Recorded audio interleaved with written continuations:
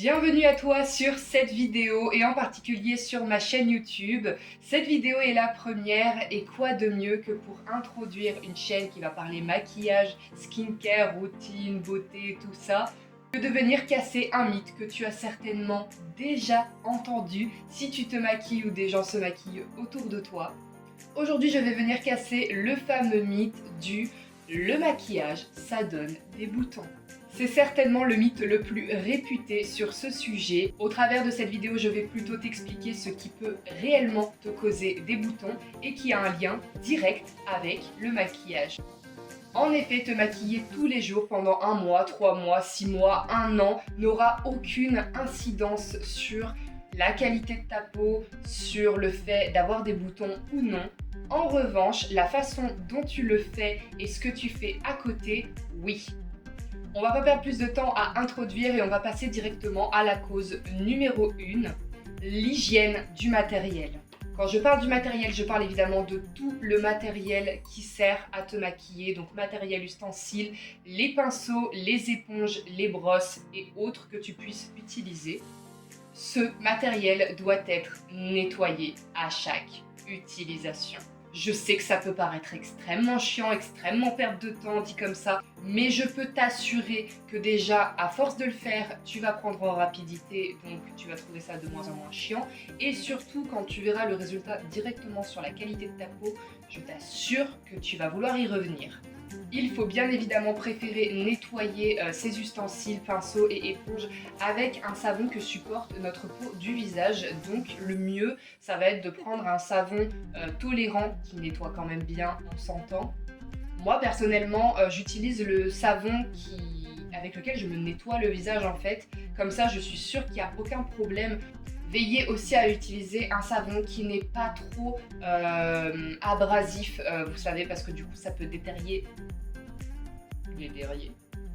ça peut détériorer la qualité de vos pinceaux, notamment les pinceaux avec des poils fins.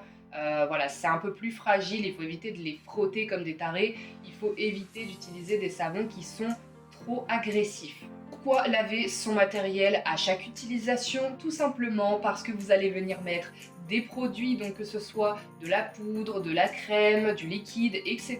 Vous allez venir mettre tout ça sur les pinceaux, les éponges et autres. Et ce qui va se passer, c'est que ce produit va s'oxyder, ce produit aura touché votre peau. Donc le pinceau aura été en contact avec votre peau, vous allez remuer toutes les petites bactéries qui s'y trouvent. Et en fait, à force de ne pas nettoyer, ça va tout simplement venir créer des germes. Et les germes créent des boutons. Et le pire, c'est que vous allez venir remettre ce pinceau dans vos palettes, dans vos poudres. C'est juste une catastrophe. Vous allez répandre les germes et les mauvaises bactéries partout. Nous allons passer à la cause numéro 2, ne pas se démaquiller. Je la classe en deuxième parce qu'il faut un ordre, mais je t'assure que c'est aussi grave que la première. Il faut impérativement, avant de se maquiller, nettoyer votre visage pour ne pas venir boucher vos pores sales avec le maquillage. Il faut vraiment créer une échéance, donc la peau propre avant et la peau propre après. Pour tout simplement vous expliquer, la peau se nourrit de ce qui se trouve à sa surface. Si vous avez appliqué des soins, on va en parler juste après, mais du coup, une fois que votre peau a absorbé au bout de quelques heures, ça passe la barre des 4-5 heures, votre peau va commencer à avoir faim et va venir grignoter tout ce qu'il y a à la surface. Donc, si vous avez mis de la base, ça va d'abord venir grignoter la base. Plus vous attendez, plus ça va s'attaquer donc au reste qui se trouve sur la surface. Ça va venir grappiller votre fond de teint, ce qui va venir déjà l'oxyder, créer des trous, des taches. Enfin, déjà physiquement, ça ne va pas être beau. Et au-delà de ça, votre peau est en train de consommer les produits se trouvant sur votre peau. Et je ne parle même pas des gens qui habitent en ville. Si tu habites en ville, tu as toute la pollution qui vient se coller à ta peau, sans compter les petits dépôts que tu ne vois pas forcément. Si tu ne vois pas de quoi je parle, je t'invite à faire un petit test. Tu passes toute une journée à l'extérieur comme d'habitude, au lycée, au travail, tu prends tes transports, ta voiture, bref, tu fais ta journée entière démaquillée. Tu arrives le soir, vers ta fin de journée, et tu prends un coton blanc. Alors jetable ou réutilisable, hein, ça c'est en fonction de vos préférences, mais il faut absolument qu'il soit blanc. Vous prenez une huile transparente ou un lait démaquillant toujours blanc. Tu passes ton coton sur ton visage, l'entièreté de ton visage, de ton front jusqu'au milieu de ton cou, en n'oubliant pas les paupières. Et tu vas regarder ton coton, regarde la gueule qu'il a. Tu vas comprendre de quoi je parle quand je te dis qu'il faut absolument que tu nettoies ta peau. D'ailleurs, on parle de démaquillage, hein, mais la peau doit être nettoyée à chaque fin de journée, que vous soyez maquillé ou non. C'est indispensable que ta peau n'absorbe pas les saloperies qui s'y trouvent en surface. Il faut simplement penser à se nettoyer le visage régulièrement. On passe à la cause numéro 3, la skincare. Donc la skincare ou soin du visage en français, la façon dont tu t'occupes de ta peau en dehors du fait de te maquiller va avoir un impact énorme sur la qualité de cette dernière. En effet, le maquillage a beau être de bonne compo, s'il est porté tous les jours, toute la journée, il va quand même avoir pour effet de boucher tes pores pendant que tu es maquillé. Peu importe la quantité que tu mets, peu importe s'il est respirant ou non, ça va quand même venir boucher tes pores. Mais si tu as une bonne skincare à côté, donc en parallèle, c'est-à-dire mettre des soins avant, donc tu peux avoir du sérum de jour et de la crème de jour, donc hydratante ou à imperfection, ça dépend de ton type de peau.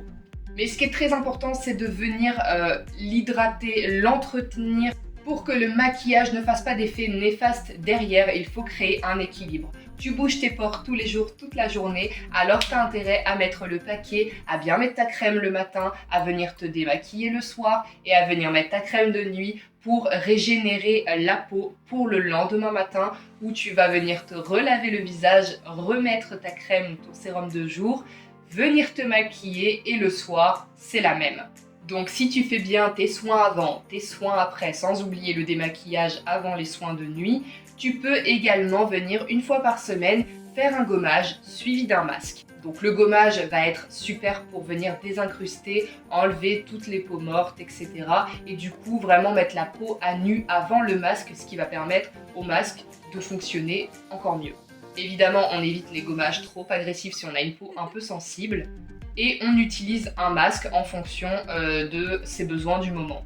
Donc par exemple, si tu as une peau sèche, je t'invite à venir faire un masque hydratant une fois par semaine jusqu'à ce que la peau se restabilise. Ou si ta peau est sèche tout le temps, une fois par semaine, un bon masque très hydratant va venir faire du bien à ta peau en plus de tes routines avec la crème.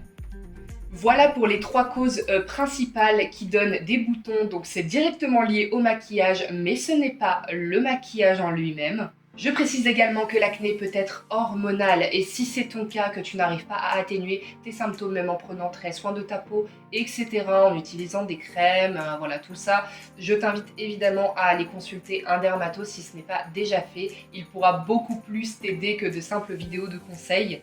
Bien souvent, l'acné hormonal nécessite un traitement médicamenteux. Ce n'est pas le cas pour tout le monde, mais c'est une majorité. Et certaines personnes arrivent quand même à prendre soin de leur peau, à se maquiller malgré l'acné hormonal, comme quoi des soins peuvent vraiment aider. Donc je peux t'assurer que si tu as plein de petits boutons par-ci par-là, tu sais pas tellement d'où ils viennent et que tu as de mauvaises habitudes comme celles que j'ai citées, essaye progressivement dans tes routines de maquillage d'appliquer tout ça, c'est extrêmement important.